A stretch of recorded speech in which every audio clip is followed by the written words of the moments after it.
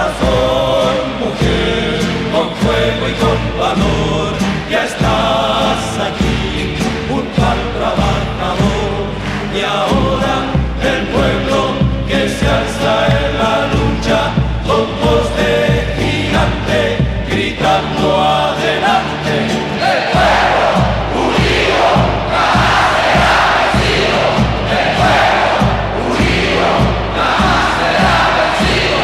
El pueblo unido jamás será vencido. El pueblo unido jamás será vencido. El pueblo unido jamás será vencido. El pueblo unido jamás será vencido.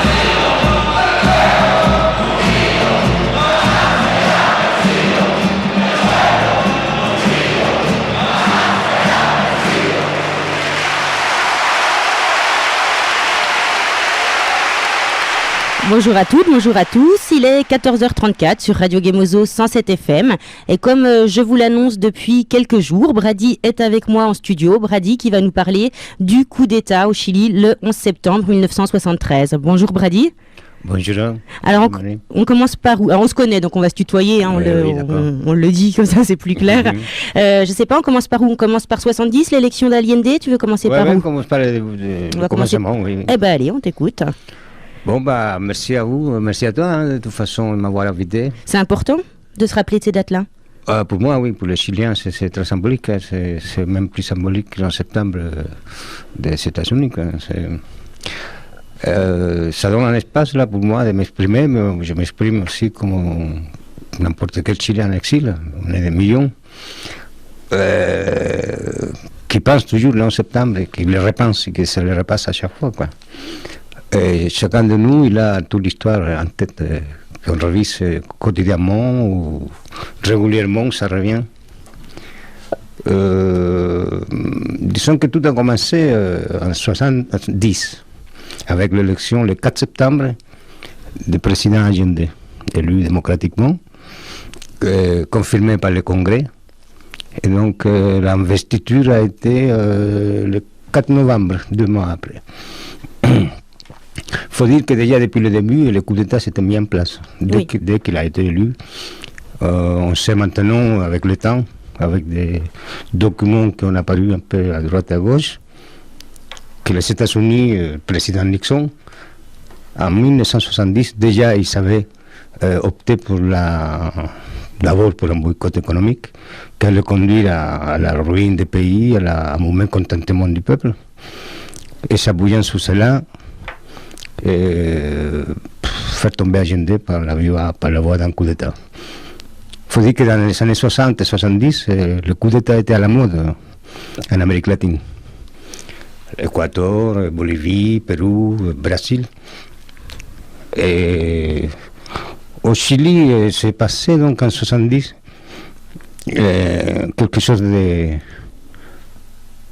nouveau.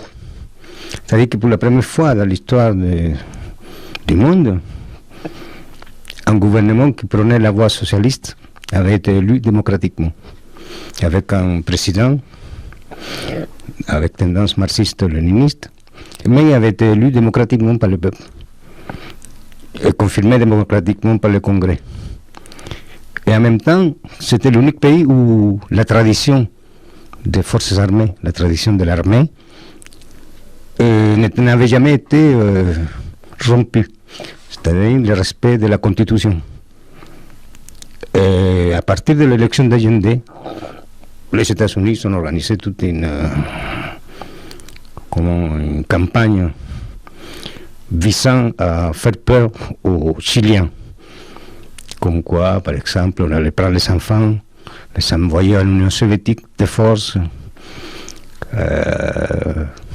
Oui, une campagne de diabolisation. Le Chili va devenir communiste. Est-ce qu'il avait un programme très ambitieux quand même avec la nationalisation des entreprises? Oui, bien sûr, il avait le programme de l'unité populaire.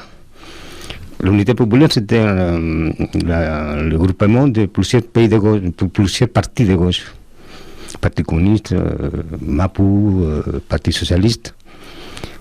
Et le programme était assez ambitieux, mais Mais il ne plaisait pas du tout aux États-Unis parce qu'il touchait les intérêts économiques et des États-Unis, des grands propriétaires terriens, l'oligarchie.